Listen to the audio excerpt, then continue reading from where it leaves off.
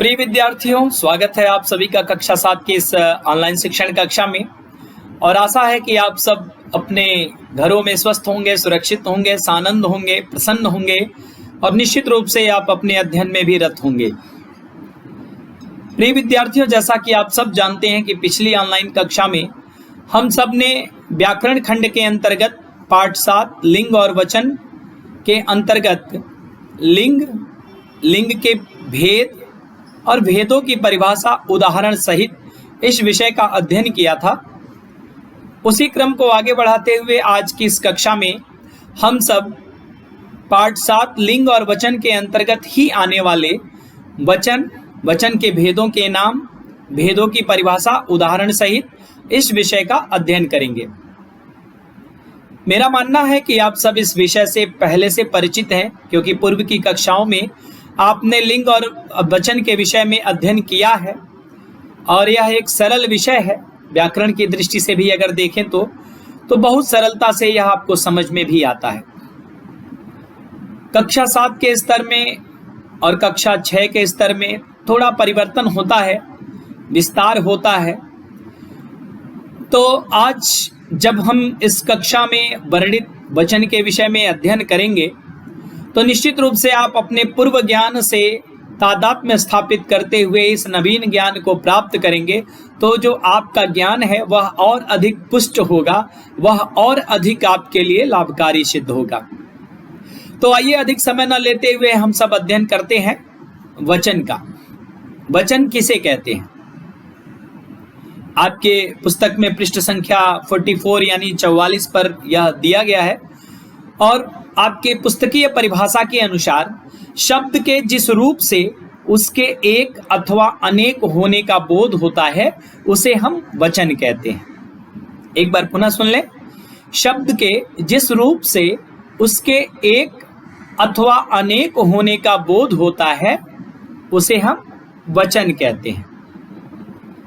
अर्थात जिस शब्द से हमें यह पता चलता है कि संज्ञा या सर्वनाम संख्या में एक है अथवा एक से अधिक है, वह वचन कहलाता है।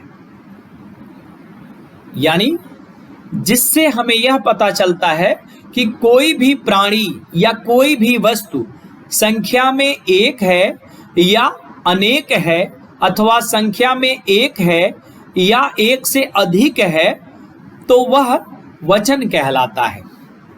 उदाहरणों के माध्यम से समझने का प्रयास करते हैं। जैसे बच्चा पढ़ रहा है, तो इस उदाहरण में जो बच्चा शब्द है, जो कार्य को करने वाला करता है, यानी जो संज्ञा है, वह एक वचन में है। ठीक है, बच्चा शब्द एक वचन का शब्द होता है और बच्चा का बहुवचन रूप क्या होता है? बच्चे। तो फिलहाल इस उदाहरण में बच्चा शब्द दिया गया है, तो यह एक वचन का उदाहरण होगा। यदि आप किसी से यह बताना चाहें, यदि आपसे कोई पूछे कि आपने यह कैसे निर्धारित किया कि उस उदाहरण में बच्चा शब्द एक वचन का शब्द है अथवा बहुवचन का शब्द है, तो उसके लिए आप कह सकते हैं कि अध्ययन के आधार पर, अभ्यास के आधार पर हम सब जानते हैं कि बच्चा शब्द एक वचन का शब्द होता है।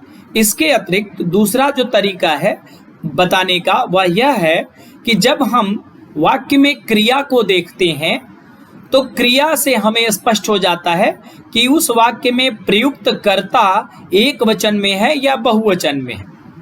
जैसे इस वाक्य में क्रिया दी गई है कि पढ़ रहा है। ठीक है, तो पढ़ रहा है यह हमेशा एक वचन को परिभाषित करता है, एक वचन को यह दिखाता है, एक वचन का यह संकेत करता है। तो क्रिया को भी देखकर, चूंकि क्रिया में रहा है दिया गया है, यानी आ है दिया हुआ है और यह रहा है एक वचन में प्रयुक्त होता है, तो उस क्रिया को देखकर हम बता सकते हैं कि बच्चा शब्द भी एक वचन में ही प्रयुक्त हुआ है। इसी तरह एक और उदाहरण हम वचन का देखते हैं कि बच्चे पढ़ रहे हैं। अब इस उदाहरण में आप देखिए कि बच्चा शब्द का बहुवचन रूप होकर बच्चे शब्द लिखा गया है। तो बच्चे शब्द निश्चित रूप से बहुवचन को परिभाषित करता है। और फिर इसके विषय में भी अगर आपको बताना हो तो आप क्रिया को देखिए। एक वचन में क्रिया पढ़ रहा है के रूप में प्रयुक्त हुई थी और बहुवचन में क्रिया पढ़ रहे हैं के रूप में प्रयोग किया गया है। ठीक है, तो पढ़ रहे हैं यानी रहे हैं का जहां प्रयोग हुआ वहां पर वह बहुवचन की ओर संकेत करता है। इसके अतिरिक्त आप एक वचन में देखेंगे तो वाक्य का अंतिम शब्द है और है हमेशा एक वचन के लिए प्रयुक्त किया जाता है। और दूसरे उदाहरण में जो कि बहुवचन का उदाहरण है, इस उदाहरण में वाक्य के अंत में है शब्द का प्रयोग किया गया है के ऊपर अनुस्वार है यानी बिंदी लगाया गया है। तो है शब्द हमेशा बहुवचन को दिखाता है यानी बहुवचन के लिए प्रयोग किया जाता है। तो बच्चा पढ़ रहा है एक वचन का उदाहरण हुआ और बच्चे पढ़ रहे हैं यह एक से अधिक किसी के संख्या में होने का उदाहरण है यानी बहुवचन का उदाहरण है। तो पहले उदाहरण में किसी के संख्या में एक होने का उदाहरण दिखाया गया था और दूसरे उदाहरण में किसी के संख्या में एक से अधिक होने की बात कही गई है। तो इस तरह से संख्याओं के निर्धारण के आधार पर हम वचन के दो भेद भी करते हैं। वचन के दो भेद होते हैं, कौन कौन से? एक वचन और बहुवचन। वचन के कितने भेद होते हैं? वचन के दो भेद होते हैं, एक वचन, बहुवचन। आपसे परीक्षाओं में इससे संबंधित प्रश्न भी पूछे जा सकते हैं, इसी तरह के प्रश्न कि वचन के कितने भेद होते हैं। तो वचन के आप उत्तर लिखेंगे कि वचन के दो भेद होते हैं, एक वचन और बहुवचन। इसी प्रकार से आपसे प्रश्न पूछा जा सकता है कि लिंग के कितने भेद होते हैं, नाम लिखिए। तो आप उत्तर लिखेंगे लिंग के दो भेद होते हैं, कौन कौन से? पुल्लिंग और स्त्रीलिंग। फिलहाल हम लोग एक वचन के विषय में सबसे पहले अध्ययन करेंगे। आपके पुस्तक में ही यह परिभाषा भी दी गई है एक वचन की कि शब्द के जिस रूप से किसी एक ही वस्तु का बोध होता है उसे हम एक वचन कहते हैं। यानी शब्द के जिस रूप से किसी संज्ञा या सर्वनाम के संख्या में एक होने का पता चलता है वहां एक वचन होता है। ठीक है, अब संज्ञा में कोई प्राणी भी आ गया, कोई वस्तु भी आ गई। ठीक है, तो शब्द के जिस रूप से किसी भी संज्ञा या सर्वनाम के संख्या में एक होने का पता चलता है उसे हम क्या कहते हैं? एक वचन कहते हैं। जैसे इसको उदाहरणों के माध्यम से हम सब समझने का प्रयास करते हैं। एक उदाहरण आपके पुस्तक में दिया गया है, गाय घास चर रही है। अब इस उदाहरण में गाय शब्द एक वचन के रूप में प्रयुक्त है, क्योंकि आप सब जानते हैं, हम सब जानते हैं अभ्यास के आधार पर, अपने पढ़ाई के आधार पर, अपने पुस्तकों के आधार पर कि गाय शब्द का प्रयोग सदैव एक वचन के रूप में किया जाता है। ठीक है, इसके अतिरिक्त अगर आपको इसकी पहचान बतानी हो तो हम कह सकते हैं कि वाक्य में चूंकि क्रिया के रूप में चर रही है इस वाक्यांश का प्रयोग किया गया है, तो चर रही है यानी रहा है, रही है, ये हमेशा एक वचन के लिए प्रयुक्त किया जाता है। तो रही है के आधार पे हम कह सकते हैं कि इस वाक्य में जो गाय शब्द प्रयोग किया गया है वह एक वचन का ही उदाहरण है। ठीक है, एक और उदाहरण देखते हैं जो आपके पुस्तक में ही है कि प्रभु के गले में माला है। अब इस उदाहरण में जो माला शब्द है वह एक वचन का उदाहरण है। कैसे? इस वाक्य के अंत में जो शब्द प्रयोग हुआ है शब्द आप जानते हैं कि सदैव एक वचन के साथ ही प्रयुक्त होता है, बहुवचन के साथ हमेशा है शब्द का प्रयोग होता है, यानी है पर अनुस्वार के साथ। लेकिन यहाँ चूंकि हम लोग एक वचन के विषय में अध्ययन कर रहे हैं, तो प्रभु के गले में माला है इस वाक्य में माला शब्द एक वचन का उदाहरण है, क्योंकि यह हमारे अभ्यास के माध्यम से हमें मालूम है कि माला शब्द एक वचन का शब्द होता है, बहुवचन का शब्द माला के रूप में क्या हो जाता है, मालाएं। ठीक, इसके अतिरिक्त है जो वाक्य के अंत में शब्द प्रयोग किया गया है, उसके आधार पर भी हम कह सकते हैं कि है के साथ चूंकि माला शब्द का प्रयोग किया गया है और है शब्द एक वचन के रूप में प्रयुक्त होता है, इसलिए माला शब्द भी एक वचन का ही शब्द होगा। ठीक है। अब इसके बाद दूसरा जो वचन का भेद है वह है बहुवचन। बहुवचन जिसको हम लोग अंग्रेजी भाषा में प्लूरल भी कहते हैं। तो शब्द के जिस रूप से अनेकता का बोध होता है उसे बहुवचन कहते हैं। आप इसको अनेकता के स्थान पर अनेक कर लीजिए। ठीक है, अनेकता के स्थान पर अनेक कर लीजिए और अनेकता में जो ता है अंत में उसको काट दीजिए। यानी इस उदाहरण को जब आप अपने कॉपी में लिखेंगे तो इस प्रकार से लिखेंगे कि शब्द के जिस रूप से अनेक का बोध हो उसे हम बहुवचन कहते हैं। ठीक है, इसको दूसरे शब्दों में अगर कहें तो कह सकते हैं कि शब्द के जिस रूप से किसी भी संज्ञा या सर्वनाम के संख्या में एक से अधिक होने का बोध होता है वहां बहुवचन होता है। जहां भी कोई व्यक्ति, कोई वस्तु, कोई जीव यानी प्राणी या कोई वस्तु संख्या में एक से अधिक है तो वहां वह बहुवचन होता है। जैसे उदाहरण देखें, मैंने आपके लिए रोटियां रख दी हैं। अब इस उदाहरण में रोटियां शब्द जो प्रयोग हुआ है वह रोटियां शब्द बहुवचन का शब्द है। ठीक, क्यों है? क्योंकि रोटियां का एक वचन शब्द होता है रोटी, और जब रोटी शब्द में हम प्रत्यय जोड़ते हैं, या प्रत्यय जोड़ देते हैं और या प्रत्यय जोड़कर जब शब्द बनाते हैं तो वह शब्द परिवर्तित होकर रोटियां में बदल जाता है। रोटी शब्द जहां एक वचन का शब्द था वहीं अब रोटियां शब्द बहुवचन का शब्द हो जाता है। और यह बात हम लोग अपने पुस्तकों के द्वारा प्राप्त ज्ञान के आधार पर भी जानते हैं कि रोटियां बहुवचन शब्द होता है, रोटी एक वचन का शब्द होता है। ठीक है, इसके अतिरिक्त जब हम वाक्य का अंतिम शब्द देखते हैं तो हैं शब्द का प्रयोग किया गया है, अर्थात है पर अनुस्वार शब्द का प्रयोग किया गया है। तो वह जो हैं शब्द प्रयोग होता है तो उसके साथ लगे हुए जो शब्द होते हैं वह भी बहुवचन के शब्द होते हैं। क्यों? क्योंकि हैं शब्द हमेशा बहुवचन के रूप में प्रयोग किया जाता है। ठीक है, इसी तरह से एक दूसरा उदाहरण भी देखें। इस वृक्ष से लताएं आ रही हैं।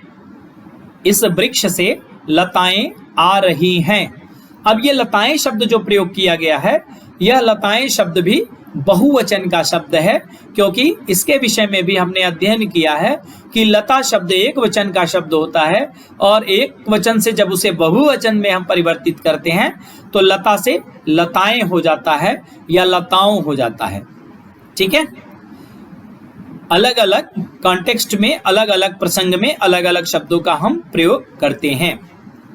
जैसे वह लताओं से फूल तोड़ रहा है, तो यहां लता का बहुवचन लताओं हो जाएगा। लेकिन जब इस उदाहरण को देखते हैं कि इस वृक्ष से लताएं आ रही हैं, तो यहां लता का बहुवचन लताएं के रूप में प्रयुक्त होगा, क्योंकि तभी वाक्य स्पष्ट बनेगा, तभी वाक्य स्पष्ट लिखा जा सकता है। तो लताएं शब्द बहुवचन का शब्द होता है। और इसके अतिरिक्त अभी हमने आपसे बताया कि वाक्य के अंत में जो हैं शब्द प्रयोग किया गया है, अर्थात है पर अनुस्वार, वह बहुवचन को परिभाषित करता है, वह बहुवचन के लिए प्रयोग किया जाता है। तो उस आधार पर हम कह सकते हैं कि इस उदाहरण में जो लताएं शब्द प्रयोग किया गया है वह लताएं शब्द भी बहुवचन का उदाहरण होगा। ठीक है, अब इस वचन की पहचान हम कैसे कर सकते हैं? जो अभी हमने आपसे बताया कि यदि आपसे कोई पूछे कि गाय एक वचन है या बहुवचन है तो आप कहेंगे एक वचन है। फिर कोई पूछे कि कैसे आप कहेंगे, तो वह कैसे आप बताएंगे, यानी उसकी पहचान कैसे करेंगे कि यह एक वचन का शब्द है गाय या लताएं बहुवचन का शब्द है। इस पहचान को स्पष्ट करने के लिए उसके कुछ नियम हैं। जैसे वचन की पहचान हम दो तरीके से कर सकते हैं, दो प्रकार से कर सकते हैं। कौन कौन से प्रकार हैं?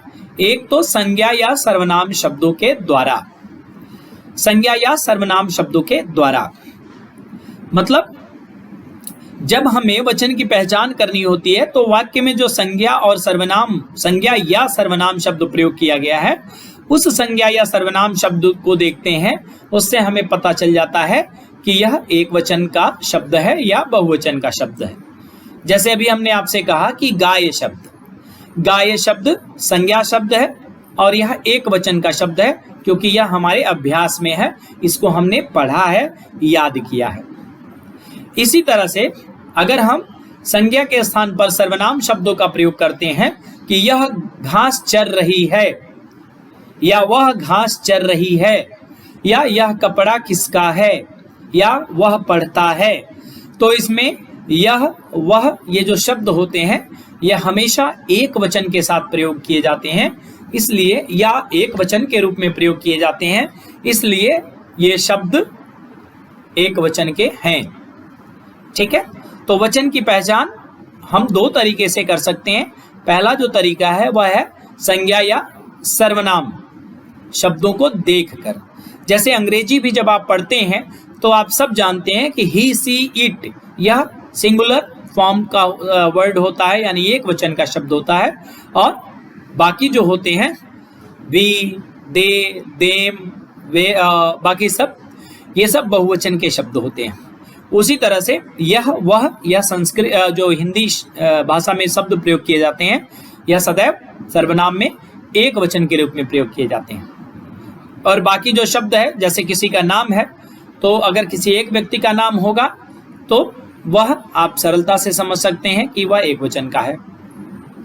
इसी तरह दूसरा जो तरीका है वचन को पहचानने का, वह तरीका है क्रिया के माध्यम से, यानी क्रिया शब्दों के द्वारा हम यह पहचानते हैं कि जो शब्द प्रयोग किया गया है वाक्य में वह एक वचन का न होकर बहुवचन का शब्द है या बहुवचन का शब्द न होकर एक वचन का शब्द है। ठीक है, जैसे छात्र पढ़ने जाता है, अगर इस प्रकार का उदाहरण है छात्र पढ़ने जाता है, तो इस उदाहरण में जो छात्र शब्द प्रयोग किया गया है वह एक वचन का उदाहरण है, एक वचन के अंतर्गत प्रयुक्त होता है। कैसे? क्योंकि इसमें जो क्रिया प्रयोग की गई है जाता है, तो जाता है शब्द सदैव हमेशा एक वचन के साथ प्रयुक्त होती है। तो जाता है के आधार पर यानी क्रिया के आधार पर हम कह सकते हैं कि इस वाक्य में जो छात्र शब्द प्रयोग किया गया है वह छात्र शब्द भी एक वचन का शब्द है।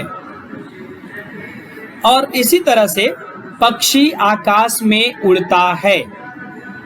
ठीक है, पक्षी आकाश में उड़ता है, तो जब हम आकाश में उड़ता है, ता है वाक्य के अंत में, इस शब्द को देखते हैं उड़ता है, तो हम ये समझ लेते हैं सरलता से कि ता है का या उड़ता है का प्रयोग हमेशा हम एक वचन के रूप में करते हैं, इसलिए यहाँ जो पक्षी शब्द प्रयोग किया गया है वह एक वचन के रूप में प्रयोग किया गया है। ठीक है, और इसी के दूसरी तरफ अगर एक उदाहरण हो कि पक्षी आकाश में उड़ते हैं, तो इस उदाहरण में जब हम क्रिया को देखते हैं तो हम यह समझ जाते हैं कि चूंकि क्रिया में पढ़ते हैं यानी ते हैं का प्रयोग हुआ है, तो इसलिए यह बहुवचन का शब्द होगा। कौन सा? पक्षी शब्द।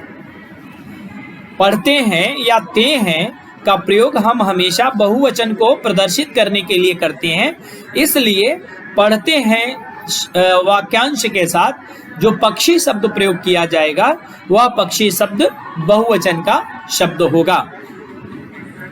इसको और दूसरे तरीके से हम लोग समझते हैं कि जैसे पक्षी शब्द है, तो कोई आपसे पूछ सकता है कि पक्षी शब्द एक वचन का शब्द है या बहुवचन का शब्द है, ठीक है। तो इसके लिए हम उनको कहेंगे कि पक्षी शब्द दोनों में ही प्रयोग हो सकता है, यानी पक्षी आकाश में उड़ता है, इस तरह से जब हम वाक्य बनाते हैं या वाक्य लिखते हैं तो यहाँ पर उड़ता है के आधार पर हम कहते हैं कि पक्षी शब्द एक वचन का शब्द है, क्योंकि उड़ता है यह एक वचन के रूप में प्रयुक्त होता है। ठीक इसी तरह से जब हम दूसरा उदाहरण देखेंगे, पक्षी आकाश में उड़ते हैं, तो इसमें जब हम क्रिया को देखेंगे तो क्रिया के आधार पर उड़ते हैं हम पाएंगे, और उसके आधार पर हम कह सकते हैं कि जो पक्षी शब्द प्रयोग किया गया है वह बहुवचन का शब्द है। अभी हमने आपसे बताया कि वचन की पहचान दो तरीके से हो सकती है। कौन कौन से तरीके हैं? एक है संज्ञा या सर्वनाम के माध्यम से। तो मान लीजिए पक्षी शब्द एक संज्ञा शब्द है, ठीक है। तो संज्ञा शब्द में पक्षी शब्द अगर आपसे कहा जाता है और पूछा जाए कि आपसे कि पक्षी शब्द एक वचन का शब्द है या बहुवचन का शब्द है, तो आप कैसे निर्धारण करेंगे कि यह एक वचन का शब्द है कि बहुवचन का शब्द है? क्योंकि पक्षी शब्द का प्रयोग तो एक वचन के साथ भी होता है, बहुवचन के साथ भी होता है। तो उस समय हम कहेंगे कि पक्षी शब्द के एक वचन या बहुवचन में होने का निर्धारण हम क्रिया के आधार पे करेंगे, संज्ञा के आधार पे नहीं कर सकते, ठीक है। क्योंकि यह संज्ञा दोनों ही रूपों में प्रयुक्त होती है, इसलिए हम क्रिया को देखेंगे। और अगर मान लीजिए केवल आपसे पक्षी शब्द ही पूछा जाए, दिया जाए, और बाकी क्रिया उसमें न स्पष्ट की गई हो, तो हम सबको वहां पर क्रिया को स्वयं जोड़ते हुए एक वाक्य बनाना चाहिए। जैसे आपसे कोई कहे कि पक्षी शब्द एक वचन है या बहुवचन है, तो हम लोग क्या करेंगे, हम लोग वहां पे पक्षी शब्द से दो अलग अलग वाक्य बनाएंगे। जैसे पक्षी उड़ता है, तो हम देखते हैं कि यह वाक्य सही है, स्पष्ट है, तो इस आधार पे हम कह सकते हैं कि पक्षी उड़ता है वाक्य में जो पक्षी शब्द प्रयोग किया गया है वह एक वचन का शब्द है। और दूसरा वाक्य हम बनाएंगे पक्षी आकाश में उड़ते हैं, तो इसमें जो क्रिया प्रयोग की गई है वह उड़ते हैं, यानी है पर अनुस्वार का प्रयोग किया गया है, यानी बहुवचन के रूप में प्रयोग किया गया है। तो हम सरलता से बता सकते हैं कि इस वाक्य में पक्षी शब्द जो प्रयोग किया गया है वह पक्षी शब्द बहुवचन का शब्द होगा, ठीक है। तो इस प्रकार से हम दो तरीकों से यह जान सकते हैं कि कोई भी वस्तु एक वचन के अंतर्गत है या बहुवचन के अंतर्गत है। इसके अतिरिक्त कुछ शब्द ऐसे होते हैं जो हमेशा एक वचन में रहते हैं, जिनको हम लोग नित्य एक वचन शब्द कहते हैं, ठीक। तो नित्य एक वचन शब्द कौन कौन से होते हैं? प्रमुख रूप से वह आपके पुस्तक में भी दिया गया है, उसको आप लोग ध्यान पूर्वक पढ़िए। जैसे सदैव एक वचन में रहने वाले जो नित्य एक वचन शब्द हैं वह कौन कौन से हैं? प्रमुख रूप से दल, गण, वर्ग, क्रोध, वर्षा, प्रेम, सत्य, झूठ, जल आदि। ये शब्द जो हैं ये हमेशा एक वचन के रूप में ही प्रयुक्त होते हैं, भले ही इनको पढ़ने से बहुवचन का आभास होता है। जैसे दल का मतलब क्या होता है? समूह। दल माने टीम या ग्रुप। तो किसी भी टीम में कोई एक व्यक्ति तो होता नहीं है, सदैव एक से अधिक होते हैं। तो जब वह संख्या में एक से अधिक है तो वह बहुवचन के रूप में प्रयुक्त हुआ ना। लेकिन यहाँ पे यह जो दल शब्द है वह हमेशा एक वचन के रूप में प्रयुक्त होता है, भले ही दल में बहुत से खिलाड़ी होते हों। जैसे भारतीय क्रिकेट दल में 11 खिलाड़ी हैं, ठीक है। यहाँ पे आप खिलाड़ी शब्द जब पूछेंगे तो वह खिलाड़ी शब्द बहुवचन हो गया, क्योंकि हैं शब्द प्रयोग किया गया है। लेकिन जो दल शब्द प्रयोग किया गया है वह एक वचन में होगा। जैसे मैं आपके दल में हूं, ठीक है। चाहे वह आपके दल में है। तो इसके आधार पे हम बता सकते हैं कि दल शब्द एक वचन में होगा। ठीक है। इसी तरह से जल है, जल मतलब पानी। ठीक है। तो जल एक वचन में सदैव प्रयोग किया जाता है। जल का बहुवचन जला या जलों या जले नहीं होता है।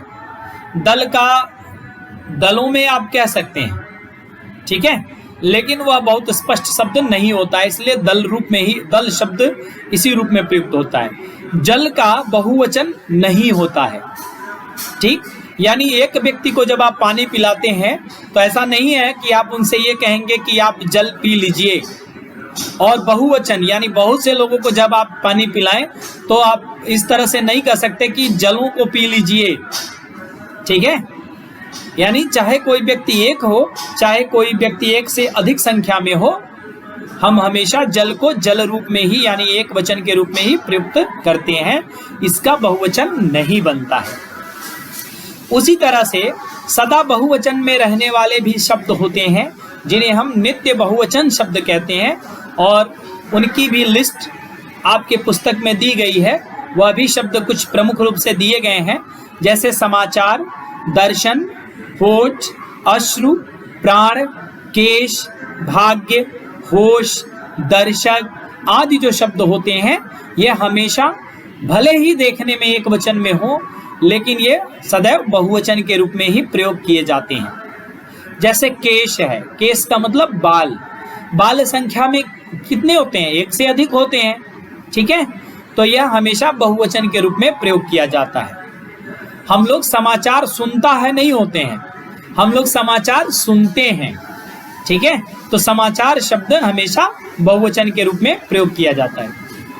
जब भी आपसे कोई पूछे कि यह शब्द एक वचन का है या बहुवचन का है, और केवल शब्द को देखकर आपको न स्पष्ट हो पा रहा हो, तो उस शब्द के साथ आप वाक्य का निर्माण करिए, एक वाक्य बनाइए, और उस वाक्य के आधार पे आप बहुत सरलता से बता सकते हैं कि वह शब्द एक वचन का होगा या बहुवचन का शब्द होगा। जैसे होठ है, हम ये कहते हैं कि मेरे होठ कांप रहे हैं। ठीक है। मेरे होठ कांप रहा है हम नहीं प्रयोग करते हैं। ऐसा नहीं है कि हम लोग एक वचन के रूप में कांप रहा है प्रयोग करते हैं और बहुवचन के रूप में कांप रहे हैं प्रयोग करते हैं। नहीं, हम हमेशा होठ शब्द का प्रयोग बहुवचन के रूप में ही करते हैं, और इसीलिए वह उसके साथ हम लोग रहे हैं का भी प्रयोग कर देते हैं। और दूसरा तरीका यह है कि होठ संख्या में कितने होते हैं? 2 हैं, एक ऊपर एक नीचे। तो जब भी कोई वस्तु संख्या में एक से अधिक है तो जाहिर सी बात है कि वो बहुवचन का शब्द हो गया। ठीक है। तो इसको निश्चित रूप से आप ध्यानपूर्वक पढ़िएगा, क्योंकि इससे संबंधित आपसे परीक्षाओं में प्रश्न पूछा जा सकता है कि आप बताइए कि सदा एक वचन में रहने वाले 6 शब्द कौन कौन से हैं और सदा बहुवचन में रहने वाले 6 शब्द कौन कौन से हैं। ठीक है। तो सदा एक वचन में रहने वाले कम से कम 6 शब्द आप याद करिए, और इसी प्रकार से सदा बहुवचन में रहने वाले कम से कम 6 शब्द आप याद करिए। 3 नंबर का आपका प्रश्न आता है प्रश्नोत्तर में, हिंदी 1 में। तो जब 6 पूछा जाएगा तो उसको 1/4 या 1/2 यानी आधे आधे अंक के रूप में हम उसको 3 अंकों में विभाजित करके प्रश्न बनाकर दे भी सकते हैं। इसी तरह से लिंग में सदैव पुल्लिंग और सदैव स्त्रीलिंग से संबंधित 3-3 शब्द कम से कम जरूर याद करिएगा। ठीक है। और बहुवचन बनाने के नियम भी इसमें बताए गए हैं, और कुछ विशेष नियम भी होते हैं एक वचन के स्थान पर बहुवचन के प्रयोग का। भले ही कोई व्यक्ति संख्या में एक हो, लेकिन उसके लिए हम बहुवचन का प्रयोग करते हैं। जैसे जब भी हम किसी को आदर देते हैं, सम्मान देते हैं, किसी के प्रति बड़प्पन दिखाते हैं, तो वहाँ हम एक वचन का प्रयोग न करके बहुवचन का प्रयोग करते हैं।